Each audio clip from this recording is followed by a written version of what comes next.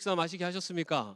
예. 자, 오늘 우리 예담 교양가정 창조절을 맞이해가지고 왜 식물이 왜 필요할까라고 하는 주제로 우리 조문경 집사님, 우리 교수님이신데요, 이렇게 모시고 특강을 갖게 되었습니다. 우리 조문경 교수님 잠깐 소개해드리면 그 건국대 원예학과 원예치료 박사시고요.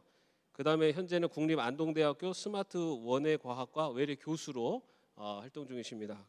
한마디로 말해서 원예치료 전문가세요.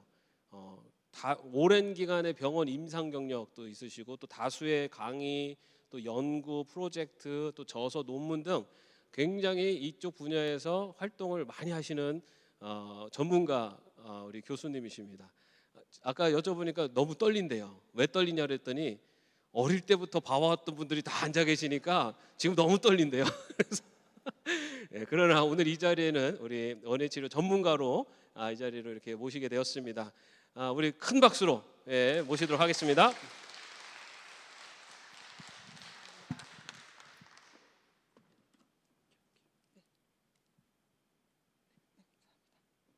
네, 안녕하세요. 조문경입니다. 방금 목사님이 이렇게 소개해 주셨는데 제가 어려서부터 이렇게 자라면서 쭉 배웠던 분들이 이렇게 많이 앉아 계셔가지고 사실 많이 떨리지만 또 오늘 이 시간 동안에 하나님께서 저의 입술과 또 생각을 주장해 주셔서 여러분들에게 식물이 우리 인간에게 어떠한 영향을 주고 우리가 이걸 잘 이용할 수 있는지에 대해서 같이 나눌 수 있는 좋은 시간이 됐으면 좋겠습니다. 이렇게 좋은 기회를 마련해 주신 교회에 감사드립니다. 저는 오늘 이제 식물이 왜 필요한가에 대한 말씀을 드리려고 하는데요. 제가 드리려고 하는 부분은 세 가지의 파트로 크게 나누어 봤습니다. 그래서 우선 우리가 식물에 대한 인식, 또 원예 활동에 대한 인식을 가지고 있는데 과연 이런 인식들이 어떻게 달라질 수 있을까? 그리고 인간과 식물과 환경과의 관계. 그래서 요즘에는 우리가 식물이 사람을 살린다 이렇게 이야기하거든요. 그럼 과연 어떤 부분 때문에 우리가 식물의 좋은 영향을 받을 수 있는지, 그리고 마지막으로는 그렇다면 어떤 식물을 선택해야 이런 좋은 영향을 받을 수 있는지 세 가지 부분으로 나누어서 말씀드리도록 하겠습니다.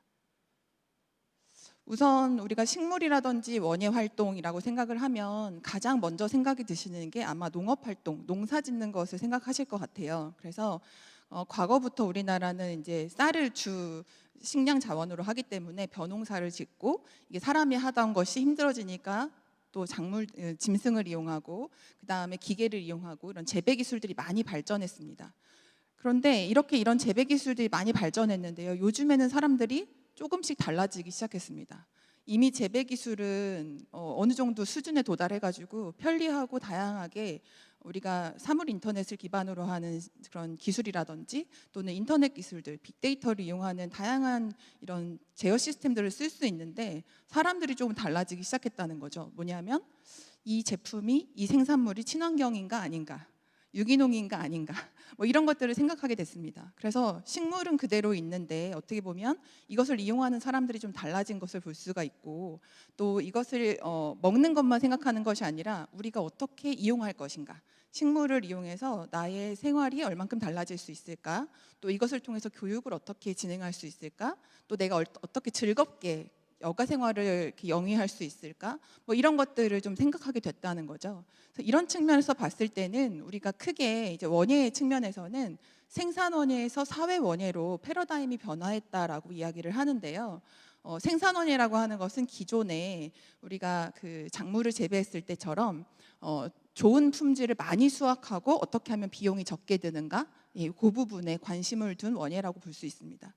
이 부분은 사실은 이용하는 사람보다는 재배하는 사람의 입장에서 어떻게 하면 내가 편리하게 잘 재배하고 이것을 통해서 수익을 많이 낼 수 있을까, 돈을 많이 벌 수 있을까라는 측면을 강조한 부분인데요. 지금은 이런 패러다임에서 사회원예의 패러다임으로, 그래서 이용하는 사람들의 측면으로 이제 관심이 바뀌게 되었습니다. 그래서 이용하는 소비자의 입장에서 과연 이런 식물과 이 식물을 둘러싼 우리를 둘러싼 환경들이 우리의 삶에 어떤 영향을 미치는가, 그래서 사회적인 삶에, 또 우리 삶의 질에 관심을 많이 갖게 되면서 이제 인간과 식물과 환경과의 관계에 큰 관심을 갖게 됐습니다. 이런 관심들은 점점 달라지기 시작하다가 코로나를 이후로 굉장히 큰 변화를 겪게 됐는데요. 코로나로 인해서 많은 분들이 좀 힘들어졌지만 원예 분야에서도 굉장히 재미난 변화들이 보였습니다. 여기 보시면은 코로나 이후에 이제 식물과 관련된 검색을 얼만큼 사람들이 많이 했나에 관련된 데이터인데요. 지금 2018년도부터 2024년도까지 이제 식물과 관련된 검색어를 식물, 그다음에 플랜테리어, 식테크, 식물로 하는 재테크라는 말이거든요. 식테크 그리고 반려식물을 주제로 했을 때 코로나가 심했던 기간에 더욱더 식물과 관련된 검색어가 많았던 것을 볼 수 있습니다. 또한 재미난 것은요, 다른 산업들은 많이 이제 주춤하고 오히려 소비가 감소한 것을 볼 수 있는데 식물과 관련된 소비들은 매출이 좀 많이 증가한 것을 볼 수 있습니다. 그래서 사람들이 사회적인 격리, 다른 사람과의 이런 관계들을 못하면서 오히려 나에 대해서 관심을 더 많이 갖게 되었고, 내가 어떻게 하면 건강하게 살 수 있을까? 그런데 밖에 나가지 못하니까 집에서 내가 어떻게 하면 내 건강을 잘 유지할 수 있을까? 또 내가 있는 이 환경을 조금 건강하게 잘 유지할 수 있을까? 이런 부분에 관심을 많이 갖게 되었습니다.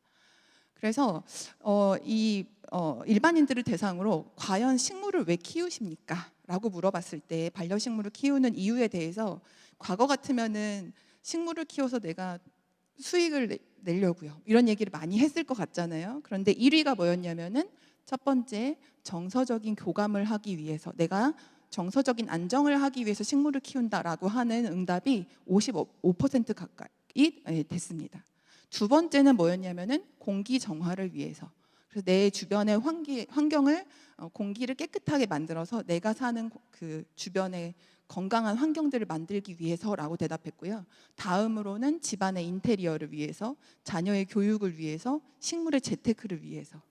그래서 여러분이 기존에 알고 계셨던 생산을 목적으로 한, 기반으로 한 원예와는 좀 다른 응답들을 얻는 것을 볼 수 있습니다. 그래서 이런 응답에서도 우리가 식물에 대한 인식이 되게 많이 달라졌구나라는 것을 볼 수가 있죠. 그래서 서울시에서는 이제 2017년도부터 현재까지 반려식물 보급 사업이라는 것을 계속 진행하고 있는데요. 이 반려식물 보급 사업이라는 것은 뭐냐면은 이제 우리 주변의 취약계층에게 식물을 보급하고 또 원예 교육을 시켜가지고 이분들이 생활 환경을 개선시키고 심리적인 안정을 이제 취할 수 있도록 이분들 삶의 질을 향상시키고자 하는 도움을 주는 그런 사업이라고 볼 수가 있습니다. 여기에 해당됐던 분들이 이제 혼자 사시는 어르신들, 또 저소득 계층들, 그다음에 청소년들, 최근에는 이제 집에서 나오지 않는 고립 은둔 청년들을 대상으로 이런 반려식물들을 보급하는 사업들을 서울시에서 진행을 하고 있습니다. 그래서 이런 반려식물을 보급했을 때 과연 사람들은 어떻게 인식이 바뀌었는가를 보면은, 식물을 받기 전에는 일상생활에 활력을 느끼십니까? 라는 질문을 했을 때 대부분이 보통이다. 거의 50% 가까이가 보통이다. 그렇다는 한 28%. 매우 그렇다는 9.4%밖에 되지 않았습니다. 대부분의 사람들이 내 생활에 그렇게 활력은 크게 있진 않고 그냥 보통 정도, 그저 그렇습니다라고 응답을 했는데요. 이 반려식물을 받고 나서 키운 다음에 반려식물이 일상에 활력을 준 것 같습니까? 라고 이제 질문을 했을 때 77% 이상이 많이 주었다라고 응답했다고 합니다. 그래서 아마도 우리가 사회적인 교류가 많거나 야외 활동이나 외부 활동을 많이 하는 계층이라면 조금 더 변화가 적었을 수도 있지만, 오히려 취약 계층들, 사회에서 소외되어 있는 분들에게는 이런 식물들이 주는 심리적인 안정감 또는 어떤 동반의 효과, 이런 것들이 더 크게 나타나지 않았나라는 생각이 들고요. 이분들에게 이제 물어봤을 때 정서적인 안정감이나 행복감은 높아졌고, 그리고 우울감이나 외로움, 불안감들은 줄어들었다라고 응답한 것을 볼 수가 있었습니다. 그래서 이러한 그 인식이 변화된 것을 바탕으로 최근에는 식물을 어떻게 잘 재배할까라는 측면보다는 인간과 식물과 환경이 어떻게 서로 관계하는가. 그래서 여기 보시는 것처럼 우리를 둘러싸여 있는 환경들을 식물로 어떻게 변화시킬 수 있는가. 그래서 우리 주변의 실내 환경들을 온습도를 조절하는 것들, 또는 전자파를 감소시키는 것들, 아니면 이런 오염 물질들을 제거하는 것들, 이런 것들에 대한 연구들을 많이 하고 있고요. 또 식물이 인간에게 어떠한 영향을 주는가에 있어서는 우리의 정신 생리와 또는 신체적인 건강, 또 인지 건강, 또 사회적인 관계에 어떠한 영향을 미치는지, 그리고 마지막으로 환경과 관련해서는 그럼 이렇게 식물이 좋은데 어떠한 환경에서 잘 키울 수 있나에 대한 구조적인 부분에 또는 건축적인 부분에서 접근들을 다양하게 하고 있습니다. 그래서 여러분이 이제 지금부터는 식물의 기본적인 생리에 대해서 딱 3가지를 기억해 주시면 아주 이해가 빠르실 것 같은데요. 식물에 있어서 기본적인 생리 활동은 뭐냐면 첫 번째가 광합성입니다. 여러분 학교 다닐 때 다 배우셨죠? 기억이 나시나요? 아마 그게 있던 것 같다 하실 겁니다. 광합성. 두 번째는 호흡. 네, 식물은 호흡을 합니다. 사람처럼 숨을 쉽니다. 세 번째는 증산작용. 그래서 식물이 광합성을 하고 호흡을 하면서 흡수했던 수분을 이제 방출해내는 그런 작용을 하는데, 이 3가지를 기억하시면 오늘 이 내용은 아마 쉽게 이해가 가실 것 같습니다. 식물에 있어서는 여기 보시는 것처럼 뿌리에서 물을 흡수해가지고 수분을 흡수한 다음에 줄기를 쭉 빨아 올립니다. 그래서 이 줄기를 통해서 수분 안에 있는 양분들이 이동을 하게 되고요. 이것이 이제 잎으로 가게 되는데요. 이 잎으로 가면서 이제 식물이 호흡을 하고 광합성을 하기 때문에 이런 기작으로 인해서 증산작용이 이루어져서 공기 중으로 수분을 방출하는, 수증기의 형태로 방출하는 그런 역할들을 합니다. 그런데 공기 중으로 잎에서 이렇게 수증기를 방출할 때 잎 뒷면에 있는 작은 구멍인 기공으로 방출을 하게 되는데, 그때는 이 물 입자가 깨지거든요. 그래서 분자가 깨지면서 음이온의 형태로 이제 방출을 하게 됩니다. 갑자기 음이온까지 나오니까 다들 긴장하셨는데 안 하셔도 괜찮습니다. 네, 그런데 이러한 역할을 하는 것이 식물의 기본적인 생리인데요. 식물이 이런 역할을 할 때 과연 우리 주변에는 어떠한 변화가 일어나냐 하면, 여기 보시면 실내에 식물이 있고 없고에 따라서 이제 요거는 7월 달에 이제 실내 온도의 일 변화를 이제 계속적으로 관찰해서 평균값을 준 것인데요. 7월이면 굉장히 더울 때잖아요. 식물이 있을 때와 없을 때를 제일 이제 2시 정도를 비교를 해봤을 때, 식물이 있으면 실내의 온도가 2.7도 정도 떨어지는 것을 볼 수 있었습니다. 따로 냉난방을 하지 않은 상태에서 비교를 했을 때 식물이 있는 것과 없는 것 그 자체로 단순 비교했을 때 이러한 변화가 있는 것을 볼 수 있었습니다. 그럼 겨울철에는 어떨까요? 겨울철에도 이렇게 온도가 내려가면 큰일이잖아요. 네, 겨울철에는 오히려 식물이 실내에 있으면 온도가 약 3도 정도 올라가는 것을 볼 수 있었고요. 그다음에 우리나라 겨울철의 특징은 뭐냐면 한랭 건조. 건조해서 감기에 많이 걸립니다. 그런데 식물을 실내에 두면 여기 보시는 것처럼 실내에 있는 상대 습도가 20-30% 높아지는 것을 볼 수 있습니다. 그래서 우리가 원래는 집안에 냉난방기를 이용하고 또 공기정화하는 장비라든지 또는 가습기 같은 것들을 이용하는데, 그런 역할들을 식물 하나로 이제 대체할 수 있다는 거죠. 네, 그래서 이제 천연 공기청정기, 천연 가습기의 역할을 한다라고 말씀을 드릴 수 있습니다. 우리가 이제 실내에 거주하는 시간이 점점 길어지면서 실내에는 그러면 어떠한 물질들이 많이 있나, 우리 건강에는 어떤 영향을 미치나, 이런 관심들이 커져가고 있는데요. 보시면은 이제 실내 공기질 관리법이라는 것이 있습니다. 여기에 보면은 실내에 있는 다양한 오염 물질들에 대해서 이렇게 어떤 규칙을 정해놨는데요. 17가지나 됩니다. 그래서 우리가 이제 뭐 미세먼지도 있지만 포름알데히드라든지 또는 라돈이라든지 뭐 벤젠, 톨루엔, 자일렌과 같은 여러 가지 휘발성 유기 화합 물질들이 많이 있습니다. 그럼 이런 물질들은 어디서 올까요? 실내에 있긴 한데요. 이런 다양한 휘발성 유기 화합 물질들은 우리가 많이 쓰는 가구에서, 목재에서, 거기에 붙여져 있는 접착제와 방부제, 또 칠하는 페인트에서 나옵니다. 그러니까 우리가 실내에 거주하는 시간은 긴데 우리가 사용하는 많은 것들에서 이러한 휘발성 유기 화합 물질들이 나와서 오히려 역으로 우리를 공격한다. 이렇게 과격하게도 표현할 수 있습니다. 그래서 우리가 요즘에 보면 나오는 것이 새집 증후군, 뭐 sick building syndrome 이렇게 해가지고 집에 들어가면은 피부가 가렵거나 아토피가 나온다거나 뭐 호흡기에 문제가 생긴다거나 이런 것들이 나오는데, 그 이유는 이 실내에 있는 이런 여러 가지 물질들이 우리에게 영향을 미치기 때문이라고 볼 수 있습니다. 그러면 우리 주변에 보시면은 이제 더 충격적이실 텐데, 우리 집안의 구조를 보면 우리가 이용하는 침대나 장롱 같은 가구들, 또 벽지나 장판, 소파, 카페트, 또 원목 바닥이라든지 욕실 다양한 그런 물질들에서 공기 오염 물질들, 또 실내 공기를 오염시키는 건강에 해로운 물질들이 많이 나옵니다.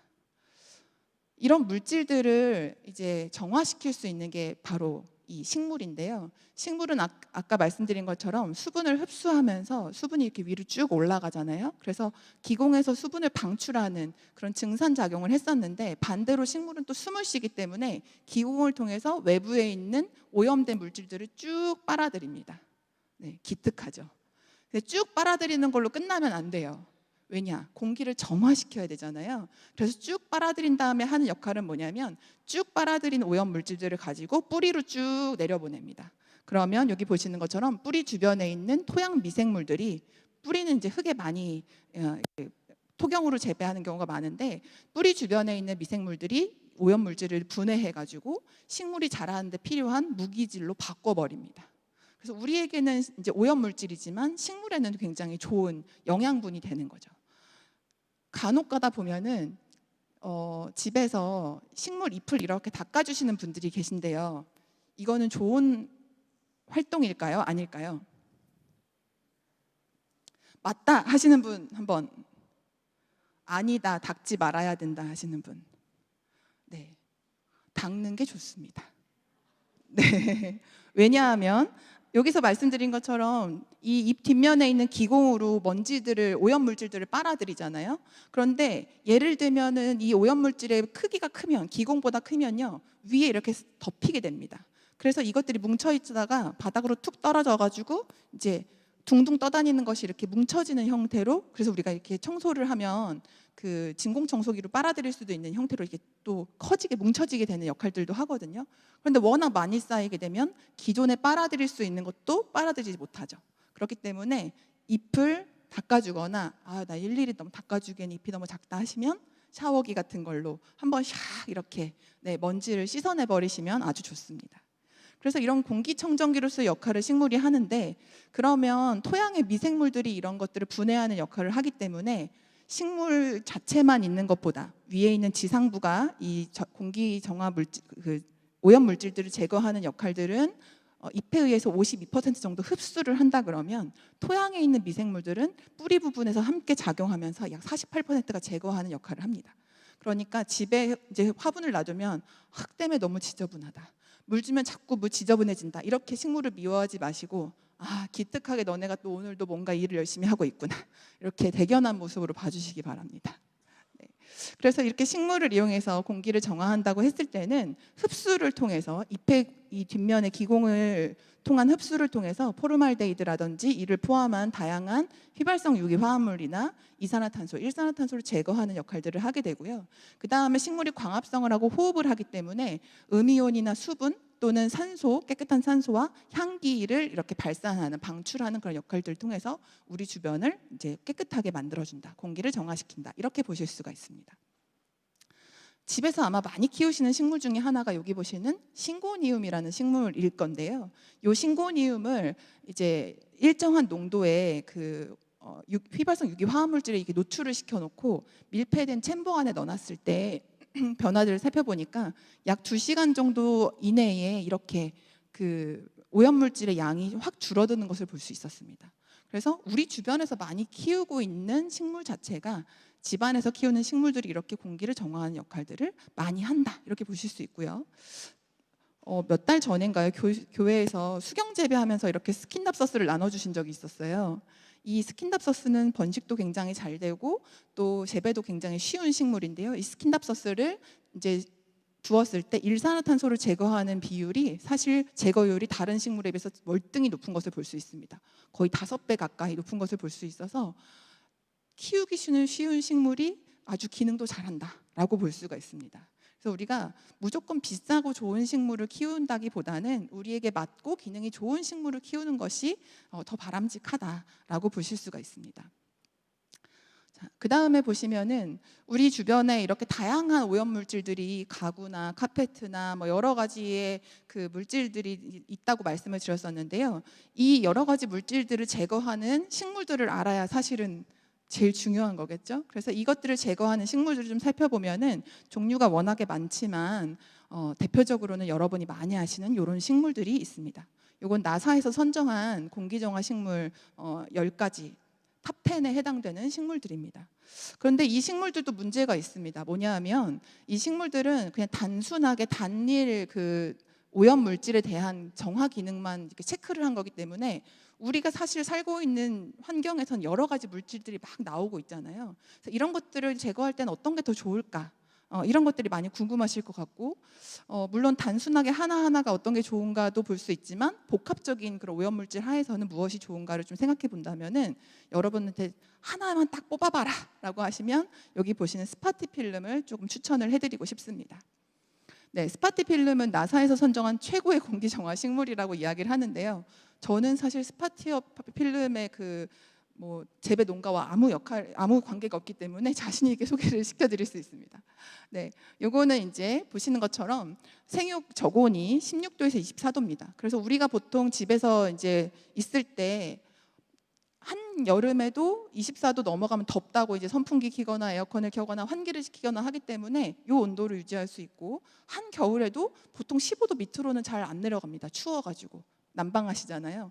그래서 집안에서는 1년 내내 죽이지 않고 잘 키울 수 있는 식물입니다. 그 다음에 식물 키울 때 걱정하시는 게 햇빛을 봐야 되지 않을까? 이런 걱정을 하시는데 이 식물은 오히려 햇빛을 보면은 죽습니다. 네, 잎이 누렇게 타버리거나 노랗게 이렇게 반점이 생깁니다. 여기 보시면 직사광선을 피하고 은은한 햇빛에서 재배하시는 것이 좋습니다. 그래서 집 안에서 키우시는 것이 굉장히 좋은 식물입니다. 그래서 이 스파티필름의 경우에는 앞에서 말씀드렸던 여러 가지 휘발성 유기 화합물질들을 제거하는 그 비율이 높고 재배도 편리하고 증산작용도 높고 또 해충에 대한 저항력이 높기 때문에, 그리고 심지어 쌉니다. 가격이 저렴해요. 그래서 집에서 키우시기 굉장히 좋다는 거죠. 이 스파티필름의 경우에는 여기 보시는 것처럼 다양한 오염물질들을 제거하는데요. 아세톤, 메틸알코올, 에틸아세테이트, 벤젠, 암모니아, 트리클로로에틸렌, 포르말데히드, 자일렌, 이런 것들을 다양하게 제거하는 기능들이 뛰어난데, 물론 여기서는 최대와 최소의 범위를 적어놨지만 이게 기준치보다 훨씬 더 높은 수준입니다. 제거율에 있어서.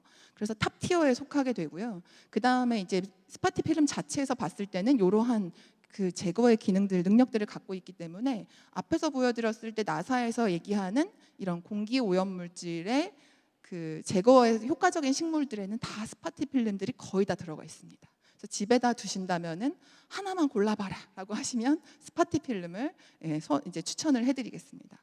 그래서 이렇게 스파티필름의 경우에 오염 물질을 제거하는 능력이 굉장히 높은데요. 그러면은 우리 집안에 과연 오염 물질들만 있느냐? 햇빛이 좋을 때 이렇게 집안을 가만히 보면은 아주 작은 먼지들이 둥둥둥 떠다니는 것을 볼 수 있습니다. 그렇죠? 분명히 청소를 열심히 한 것 같은데 그게 이제 우리가 흔히 말하는 미세먼지 또는 분진이라고 얘기를 하는데요. 식물은 이런 분진을 제거하는 기능도 있습니다. 그래서 여기 보시는 것처럼 특히 우리가 이제 그 분진이 많은 컴퓨터를 사용하는 곳이나 사무실을 비교해 봤을 때 먼지의 축적량을 보면 식물이 없을 때와 있을 때 먼지의 축적량이 이렇게 차이가 나는 것을 볼 수가 있습니다. 그래서 이런 식물을 이용했을 때 식물을 실내에 일정한 공간 안에 얼만큼 두느냐에 따라서 이 먼지를 제거하는 분진 제거 능력이 달라지긴 하지만, 식물이 없는 방에 비해서 식물을 10%, 20% 배치했을 때 이 분진을 제거한 능력이 2배 또는 2.5배에서 3배 정도까지도 늘어나는 것을 볼 수 있습니다. 그리고 이것을 이제 우리가 앞에서 광합성을 말씀을 드렸는데, 광합성은 대부분 이제 낮에 하는 거잖아요. 그래서 광합성을 하는 기간 동안에 식물이 이런 오염물질 제거하는 기능들이 확 좋아지고, 밤에는 사람처럼 휴식하는, 그래서 호흡만 이렇게 할 때는 휴식하다가 또 낮에는 확 이렇게 활동이 좋아져서 제거하는 율이 늘어나는 것을 볼 수 있습니다. 근데 저 같은 사람은 사실 낮에는 나가서 내내 일하다가 밤에 이제 겨우 집에 들어오는데요. 집에 들어와서 식물이 있으면 뭐 합니까? 이런 오염물질 제거하는 역할을 하나도 안 하고 식물도 갖추시면 저는 오히려 좀 손해이지 않을까요? 그렇죠? 그래서 저 같은 사람을 위한 식물도 하나님이 만드신 것 같습니다. 여기 보시면은 이제 특수한 식물들을 이용하면은 야간에 이산화탄소를 제거하는 기능이 있고, 또 이 야간에 이산화탄소를 고정시키기 때문에 공기 오염물질을 제거하는 역할들을 하게 되는데요. 우리가 이제 대부분 이제 우리가 사용하는 식물들, 대표적인 식물들은 C3, C4 식물이라고 합니다. 그래서 일반적인 식물들은 낮에 광합성을 하고 밤에는 광합성을 쉬면서 호흡하는 이런 이제 그 생리 기작을 갖고 있는 패솔로지를 갖고 있는데, 선인장이라든지 다육식물 또는 난과식물들은 그런 환경적인 영향 때문에, 생육 환경의 영향 때문에 낮에는 이렇게 쫙 햇볕과 빛 에너지를 가지고 바다만 놨다가 저녁에 이제 이산화탄소를 확 흡수시켜 가지고 고정해 놓고 그다음에 쉬는 동안에 이렇게 일을 하는, 조금 반대의 기작을 가지고 있습니다. 그래서 여기 보시면은 위에는 스파티필름처럼 일반적인 관엽식물이 이산화탄소를 제거하는 과정인데요. 여기 보시면 낮에 주간에는 이렇게 이산화탄소를 제거했다가 야간에는 일을 안 합니다. 그리고 또 주간이 되면 또 이산화탄소를 제거하는 기작들이 이렇게 쭉 나타나는데, 밑에 보시면 선인장의 한 종류거든요. 선인장은 낮에는 일을 안 하는 듯 보이다가 저녁에 일을 막 하기 시작해서 이산화탄소를 막 제거합니다. 그리고 낮에는 또 이렇게 휴식에 들어갑니다. 선인장이 낮에 일을 왜 안 할까요? 괜히 뜨거운 데서 일하다가는 죽게 생겼으니까 본인도 잠깐 쉬었다가 저녁에 선선할 때 일을 하는 겁니다. 그래서 이러한 기작들을 생각해 보면은 우리가 이 스파티필름과 이 선인장을 비교했을 때 이산화탄소를 교환하는 능력은, 낮에는 스파티필름이 이산화탄소를 이만큼 흡수하고 야간에는 정말 말도 안 되는 부분을 방출했다면은, 선인장은 반대로 야간에는 많이 흡수하고 낮에는 조금 방출하는, 그래서 만약에 방출한다고 해도 사람에게 전혀 영향을 끼치지도 못할 정도의 이산화탄소를 방출하는 것을 볼 수 있습니다. 그래서 그렇다면 과연 이 두 가지 식물을 집에서 같이 키우면 어떨까?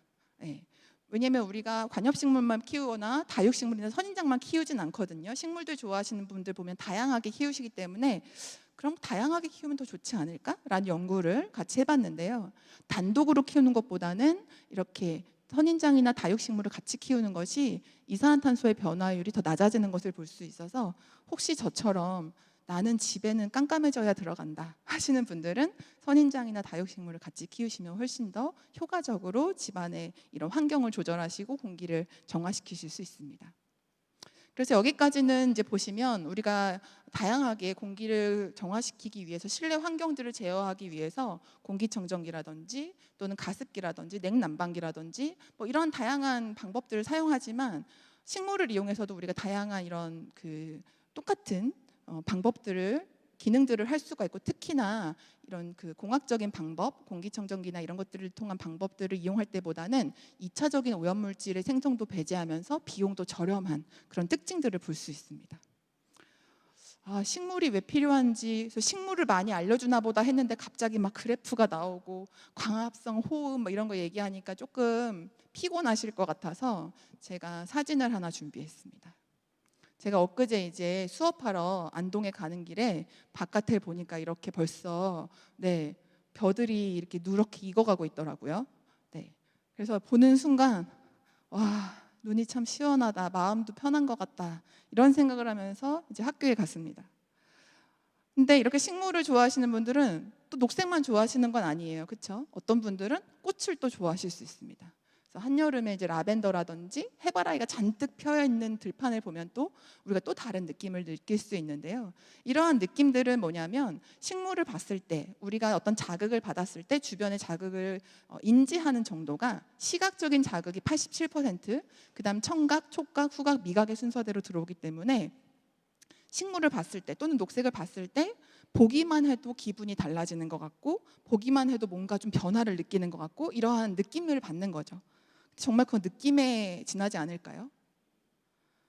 그래서 저희 연구실에서는 과연 이제 식물을 봤을 때 또는 색깔을 봤을 때 사람들의 감정이 어떻게 달라지나, 또는 이런 것들이 어떤 신체적인 변화를 일으키나를 연구를 했는데요. 보시면 신문이나 뭐 빨간색, 파란색, 노란색 이런 녹색 자극들, 또 식물 사진, 실제 식물을 봤을 때 어떠한 감정을 느끼는지에 대한 그런 반응들을 한번 살펴보았습니다.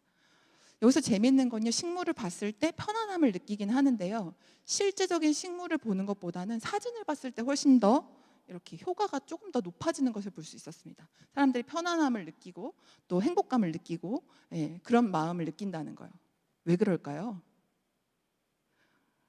제가 주변에 이런 많은 분들에게 이렇게 리서치를 해보니까요, 좋긴 좋은데 죽으면 어떡하지? 이런 걱정이 식물을 그냥 직접 보면 조금 느껴진다고 해요. 사진을 봤을 때는 그냥 좋기만 한데 진짜 식물을 봤을 때는 저거 물은 줬나? 잎이 시드는 것 같은데 이렇게 나도 모르게 근심이 같이 오기 때문에 조금 더 이렇게 행복하고 편안한 느낌은 좀 덜 나타나는 것 같습니다. 그래서 이런 것들을 정말 기분 탓인지 정말 우리의 어떤 그 신체에서도 변화가 있는지를 뇌파를 검사를 통해서 이제 확인을 해봤는데요. 뇌파는 이제 우리 뇌에서 나오는 정기적인 신호를 해석하는 겁니다. 그래서 뇌에서 다양한 파장들이 나오는데 이것을 종류별로 헤르츠별로 분석을 해가지고 어떠한 파장이 나오는지를 분석하는 건데 사실 제일 대표적으로 알고 계신 것은 아마도 알파파. 그래서 마음이 안정될 때, 우리가 집중할 때, 또 명상기도 할 때 많이 나오는 파장이다라고 아실 테고, 또 하나는 베타파라고 해서 스트레스를 많이 받은 상황에서 불안하고 긴장하고 초조할 때 이때 나오는 파장이다 이렇게 알고 계실 겁니다. 그래서 이렇게 나오는 다양한 뇌파들을 원래 검사하면 이렇게 왼쪽에 보시는 것처럼 나오는데요. 이것을 각각의 위치별로 대입을 시켜가지고 한눈에 보기 좋게 이렇게 매핑이라는 아주 좋은 기술을 사용해서 우리가 변화를 분석할 수가 있는데, 그냥 식물이 없는 하얀 벽을 봤을 때와 거기에 식물이 추가되었을 때 우리의 머리가 어떻게 바뀌는지, 머리 안에 뇌파가 어떻게 바뀌는지를 보면 뇌의 기능에 이제 저하나 어려움을 주는 델타파가 줄어드는 것을 볼 수 있고, 또 편안함을 느끼고 마음을 이완시키는 알파파가 증가하는 것을 볼 수 있습니다. 그래서 식물을 보니까, 내가 녹색을 보니까 마음이 편하다라고 느끼는 것은 마음이 편안한 것으로 그치는 게 아니라 실제로 우리 몸이 반응을 하는 것이다 라고 볼 수 있습니다. 그 다음에 요즘에 여러분도 컴퓨터, 핸드폰, TV, 신문, 책 많이 보시죠? 그래서 우리가 많이 요즘 보는 호소하는 것 중에 하나가 VDT 신드롬이라고 하는 영상 표시 단말기 증후군이라고 하는 것들을 많이 호소합니다. 대부분 이렇게 거북목이라든지, 보면 안구 건조증 또는 손목이 아프다 또는 이제 이렇게 근막 통증 증후군, 허리, 어깨 안 아픈 데가 없다. 왜냐? 자세가 계속 이렇게 되어 있거든요. 그래서 이런 것들이 과연 식물을 이용하면 이런 VTT 신드롬을 좀 변화를 줄 수 있을까, 도움을 줄 수 있을까라는 것을 봤을 때, 우선 식물을 보면 아까 눈이 편하다는 것을 말씀을 드렸는데 모니터를 이렇게 주시했을 때 눈물이 파괴되는 시간이 굉장히 짧은 걸 볼 수 있는데, 그 반면에 식물을 보면은 눈물막이 파괴되는 시간이 늘어나고 눈을 깜빡이는 횟수가 많아지기 때문에 이 눈물막을 이렇게 눈을 잘 보호해 줄 수 있는 것을 볼 수 있고요. 시각적인 피로도도 줄어드는 것을 볼 수가 있습니다. 그 다음에 보면 이때 저희가 사용했던 식물은 이렇게 집안에서 많이 사용하고 있는 야자 종류, 또 드라세나 종류를 사용했습니다. 그 다음에 보시면은 이제 우리가 어깨나 목이 결리는 거는 과연 어떨까, 이런 것들을 확인하기 위해서 이제 이 위에 있는 어깨 부분에 있는 근육의 근전도를 비교했는데, 식물이 없을 때와 있을 때를 비교해 보면은 근전도의 전이차가 크게 나타나는 것을 볼 수 있습니다. 그 다음에 눈 위에 있는 이 눈꺼풀이라고 하죠. 상안 검거근의 근전도를 비교한 결과도 마찬가지로 식물이 없을 때와 있을 때 근전도의 근육의 수축 정도가 굉장히 차이가 나는 것을 볼 수 있어서 식물이 그냥 편안함만 주는 것이 아니라 근육의 움직임에도 변화를 주는구나. 그래서 그 안에 여러 가지 것들을 보호하는 역할들을 하는구나라는 것을 볼 수 있었습니다. 그러면 식물을 그냥 집안에서 가만히 보고만 있어도 좋은데 직접 키우면 어떨까요? 우리 봉선화 씨앗도 다 받으셨잖아요. 봉선화 씨앗을 심는다거나 텃밭에 뿌린다거나 상추를 심어서 직접 재배해서 드신다거나 이런 활동들을 하면, 이런 원예 활동들을 했을 때는 이것들이 다양한 신체적인 효과를 줍니다. 그래서 산소를 소모하는 유산소 운동이 되기도 하고, 또 전신의 근육을 이용하는 근력 운동, 또 기능적인 활동들을 많이 하게 하는 기능적인 동작에 해당됩니다. 그래서 이러한 것들을 과연 원예 활동을 하면 얼만큼 운동에 효과가 있을까, 이런 것들을 좀 분석한 건데요. 요거는 이제 우리의 운동 강도, 그래서 당 대사량을 가지고 좀 비교를 해봤습니다. 지금 여러분 계속 앉아 계시잖아요. 지금 앉아 계실 때 우리의 몸이 운동을 하고 있을까요? 에너지를 쓰고 있을까요? 조금 쓰고 있습니다. 그래서 여기 보시면 앉아 있는 경우에는 1.3매츠, 그래서 저강도의 활동을 하고 있습니다. 누워 있다면 조금 더 편안함을 느끼잖아요. 더 낮은 정도의 활동을 하고 있는 겁니다. 왜냐하면 내부 기관에서도 에너지를 필요로 하기 때문에 전혀 아무 활동을 안 한다고 할 수는 없습니다. 그러면은 이제 걷는 거 많이 하라라고 말을 하는데요. 걷기, 배드민턴, 수영과 같은 활동은 중간 정도 강도의 활동에 해당됩니다. 그 외에 이제 자전거 타기와 같은 활동들은 이제 고강도 활동에 해당되는데요. 이런 활동을 왜 비교해 봤냐면 이제 질병통제예방센터 미국의 경우에는 성인의 만성 질환을 예방하거나 관리할 때 이 중간 강도 정도 되는 활동들을 하루에 3번 할 때 30분씩 주 5회 하면은 성인 질환을 예방하는 데 굉장히 효과적이다라는 연구들을 계속 해왔습니다. 그러면 우리가 원예 활동을 가지고 어떻게 할 수 있을까? 예, 이왕이면 재밌고 즐겁고 먹기도 좋게 네, 할 수 있는 방법이 있을까? 이걸 연구해 본 건데요. 보시면 땅을 파는 거, 땅을 고르는 거, 잡초를 뽑는 것, 그다음에 멀칭 이렇게 덮어주는 거, 그다음 파종하고 씨앗 심는 거, 물 주는 활동 이런 것들이 이러한 정도의 신체 활동이 되는 것을 볼 수 있습니다. 여기 보시면 6.6매츠, 6.2매츠, 5.8매츠 해가지고 땅 파기와 땅 고르기는 굉장히 고강도의 활동입니다. 네. 자전거 타는 거랑 비슷한 그 정도의 활동이고요.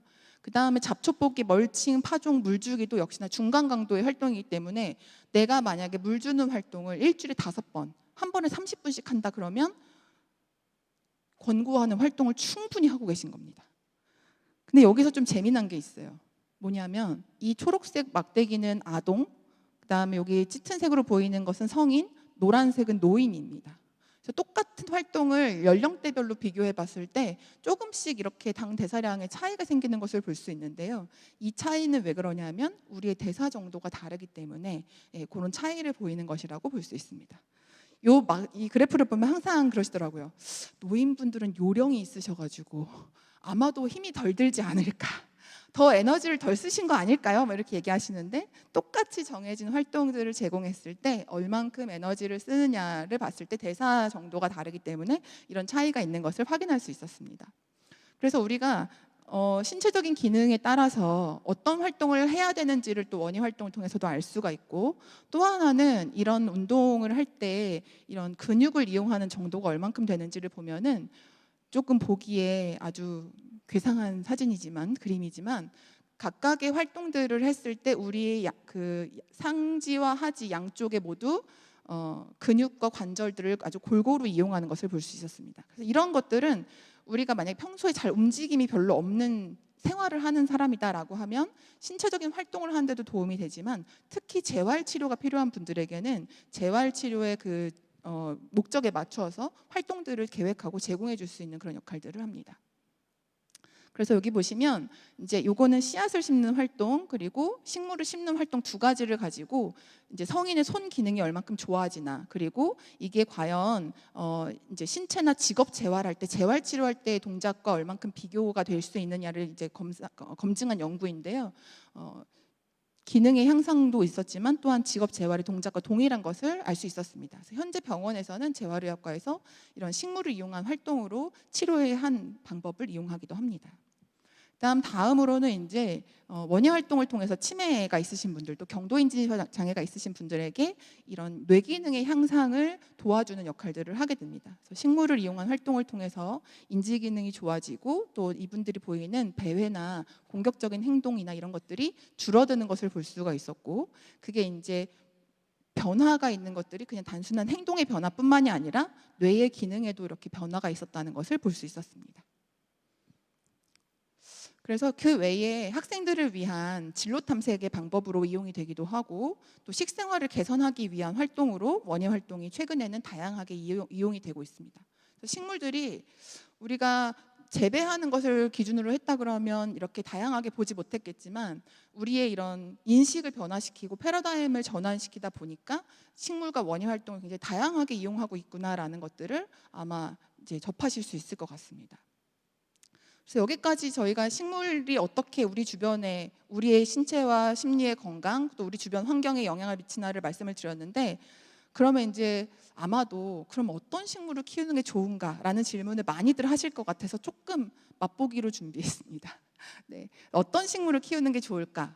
첫 번째로는 식물을 놓을 위치, 여기 오타가 있네요. 식물을 놓을 위치를 먼저 생각해 보시면 좋습니다.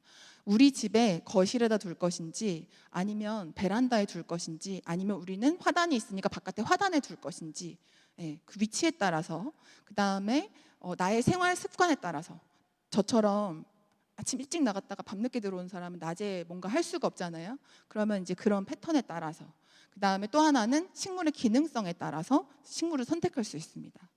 만약에 식물을 놓을 위치에 따라서 정하신다고 하면은 식물이 어떤 빛을 필요로 하는가, 빛이 들어오는 정도는 얼마나 되고 시간은 얼마나 되는가를 확인하셔야 되고, 또 그 위치의 온도는 어떤지, 그리고 이제 특히 온도를 생각하실 때는 겨울철의 온도와 주야간의 온도 차이를 생각하시는 것이 가장 쉽게 생각하실 수 있습니다. 마지막으로는 습도를 생각해 주시면 그런 것들을 고려해서 식물을 정할 수 있습니다.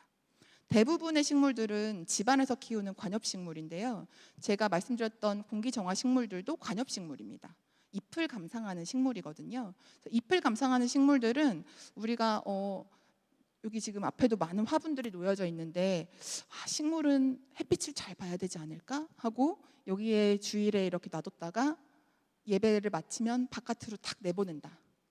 그러면 이 아이들은 점점점 하늘나라에 가까이 갑니다. 네. 왜냐? 이 아이들은 햇빛이 그렇게 쨍쨍하게 내릴 쬐면은 잘 못 살거든요. 잎이 누렇게 타버립니다.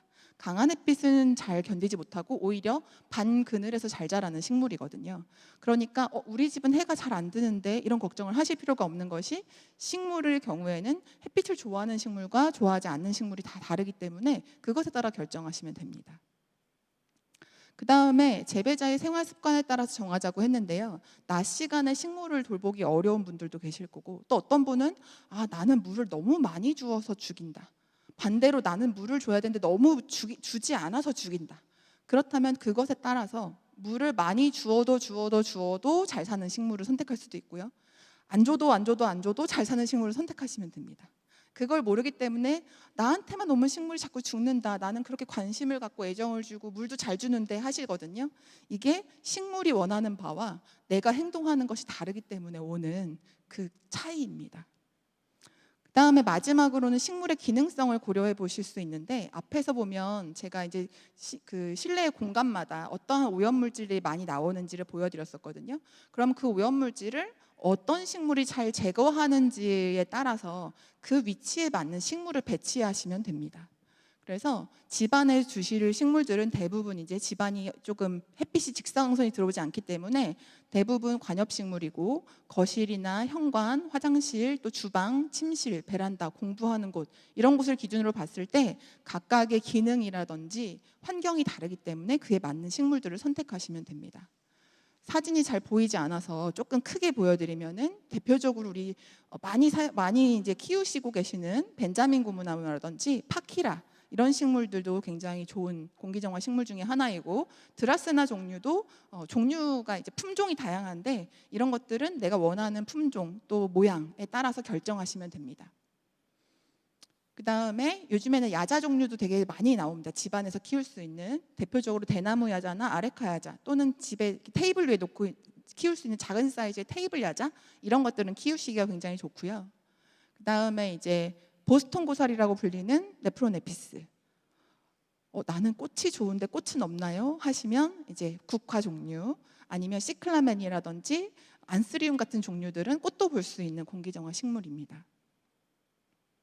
그 다음에 이제 여러분이 잘 알고 계시는 헤데라, 아이비 종류. 네, 아이비 종류도 공기정화 기능이 굉장히 뛰어나고, 요즘에는 품종이 다양하게 개량이 됐거든요. 그래서 예전 같으면은 요런 것만 담쟁이 덩굴인가 이렇게 생각하실 수 있지만, 동글동글하거나 하트 모양, 또는 이렇게 이제 수채화나 유화처럼 이렇게 색이 다양한 것, 이런 것들이 많이 개량되었으니까 꽃이 없더라도 녹색이 다양하게 있으면 조금 더 심심하지 않고 좀 더 즐거움을 줄 수 있는 그런 특징을 생각해 볼 수 있습니다. 그다음에 또 다른 기능이라고 하면은 나는 집에서 이왕 사용하는 거 먹을 수 있는 꽃을 좀 키우고 싶다 하시는 분도 계실 것 같아요. 물론 꽃의 경우에는 실내 식물에 비해서 많은 이제 광량을 요구하긴 하지만 햇빛이 좀 많이 들어야 되긴 하지만 드실 수 있는 용도의 꽃들도 있거든요. 그래서 아마 여기 보시면 이제 진달래 화정 같은 경우에는 예전에 많이들 드셔보셨을 텐데요. 요즘에는 진달래를 구하기 어렵기 때문에 오히려 보시는 펜지라든지 비올라나 뭐 다른 꽃들을 활용해 가지고 이런 화전을 만들거나 디저트를 만들거나 이렇게 많이 음식에 이용하고 있습니다. 그 다음으로 보실 수 있는 거는 이제 향기 자극을 통해서 우리가 기분도 또 정서도 생리적인 변화도 얻을 수 있는 것. 그래서 다양한 허브들을 키우실 수도 있고요. 이것들을 이용해서 음식에 이용하실 수도 있고 방향의 효과도 얻으실 수 있습니다. 그다음에 촉감을 자극할 수 있는 식물. 우리 집에는 아이들이 있다 그러면 촉감 자극이 굉장히 중요하잖아요. 식물들도 촉감의 형태가 굉장히 다르기 때문에요. 빳빳한 거, 맨질맨질한 거, 부들부들한 거 또는 꺼끌꺼끌한 거 굉장히 다양한 촉감들을 가지고 있습니다. 그래서 이런 것들을 골고루 배치해서 심으시면은 보는 재미와 만지는 재미와 또 우리 두뇌를 발달시킬 수 있는 좋은 기능들을 우리가 이용할 수 있습니다.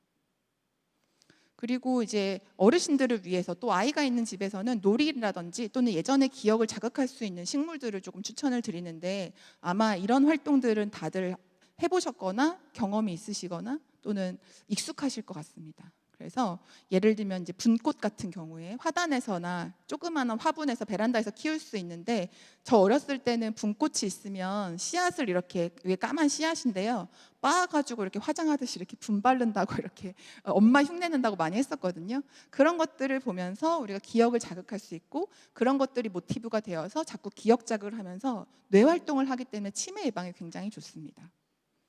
그 다음에 요거는 풍선 덩굴이라고 하는 식물인데요. 마찬가지로 이제 요거는 풍선처럼 생겨가지고 누르면 팡 하고 터집니다. 그래서 식물이 재미나게 생기기도 했지만 그런 어릴 적의 놀이라든지 또 씨앗을 이용하는 다양한 활동들을 할 수 있습니다. 이거는 뭔지 다들 아실까요? 네, 아시는 분도 계시고 목사님 지금 갸웃갸웃 하시는데 네, 진짜 모르시는지 꽈리입니다. 어렸을 때 보면 이거 꽈리도 보면 뒤집어가지고 인형이라고 하고 놀기도 하고 터트리기도 하고 이런 놀이들을 많이 했거든요. 이런 것들을 심어서 키우는 재미도 있지만 그것을 통해서 우리가 이런 예전을 기억하고 추억할 수 있는 그런 역할들도 하기도 합니다. 그래서 이렇게 식물을 다양하게 살펴봤는데 저 역시도 식물을 키우면서 제일 걱정되는 거는 이게 병에 걸렸으면 어떡하지? 얘가 왜 이렇게 시들시들한가? 왜 이렇게 사는 게 이게 뭔가 좀 이상하네 이렇게 생각이 들거든요. 그래서 식물을 혹시 죽이면 어떡할까? 얘가 아프면 어떡하나? 뭐 문제가 있는 게 아닐까 걱정되는 것 때문에 식물을 키우는 거 꺼려 하실 수도 있는데 요즘에는 이렇게 반려식물 병원이나 클리닉들이 굉장히 많이 생겨나고 있습니다. 그래서 보시면 서울시 농업기술센터에는 반려식물 병원이라는 곳을 운영하고 있고요. 각 지자체에서 보면 반려식물 클리닉이라는 것을 운영하고 있어가지고 내가 키우고 있는 식물이 조금 병이 든 것 같다든지 생육이 좀 이상하다 그러면 가져가서 보여주고 전문가들이 이제 고쳐주는 그런 역할들을 하고 있습니다. 가까이에는 이제 보니까 동대문구에 이렇게 식물 병원을 운영하고 있는 것을 볼 수 있었고요. 그다음에 보시면 이제 여기는 서울시 농업기술센터입니다. 여기서도 마찬가지로 이제 반려식물 병원이라고 해서 식물이 아플 때 가지고 오십시오. 우리가 뭐가 문제인지 알려주고 고쳐주고 하겠습니다라고 하는 것들을 하고 있습니다. 그래서 이렇게 지자체에서 관이 주도로 식물을 케어하는 시스템을 갖출 정도로 우리 삶에는 이제 식물이 뗄래야 뗄 수 없는 그런 상황이다라고 볼 수 있을 것 같습니다. 그래서 저는 이제 여기까지 식물이 왜 필요한지에 대해서 조금 내용을 정리해 봤고요. 혹시 또 더 궁금한 점이 있으시거나 궁금한데 여기서는 좀 물어보기가 그렇다 하시면은 여기 보시는 이메일로 연락을 주시면 성심성의껏 답해 드리겠습니다. 네, 감사합니다.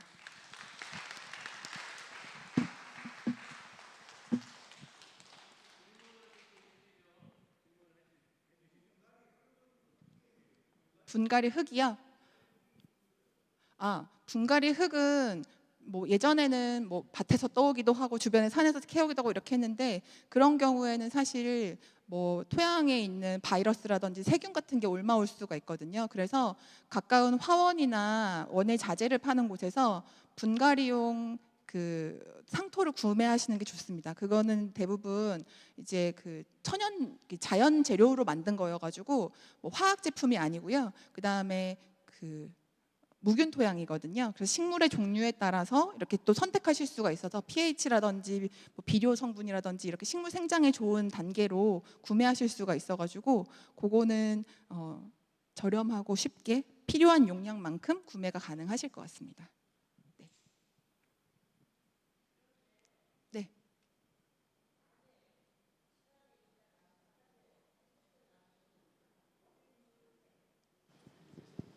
그게 이제 햇빛으로 인한 피해를 입은 거예요. 네, 햇빛으로 인한 피해. 왜냐하면은 지금 여기에 있는 요거는 떡갈비 고무나무거든요. 여기 회색 화분에 있는 거. 요거 같은 경우에는 지금 너무 잘 자랐는데 이 상태에서 잘 자라는 지금 우리 예배 끝나고 행사 마치면 불을 다 끄잖아요. 어둑어둑한 데서 잘 자랍니다. 근데 보통 개업하거나 이러면 저 나무가 멋있어서 많이 선물하거든요. 개업할 때 바깥에 쫙 세워놔요.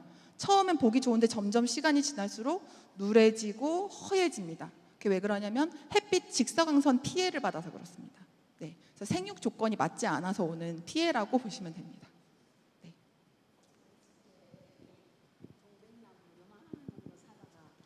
50년을 키웠어요. 네. 50년을 키우다 보니까 너무 커서 어디 제가 물은 이제 열심히 주는데 어디다 기증하고 싶은데 어디다 기증해 줄 줄 모르겠어요. 너무 크니까 아파트에. 예. 그러니까 이제 그 제가 키우는 동백은 큰 여기 로비에 갖다 놓으면 좋은데 제가 집에서 키우기에는 이게 지금 천장이 거의 다 정도 되니까 굉장히 잘 키우셨네요. 예, 근데 정말 해가 갈수록 꽃의 송이가 이만해요. 정말 이뻐요. 근데 더 이상은 어디다 기증해야 되겠다 싶은 생각이 들더라고요.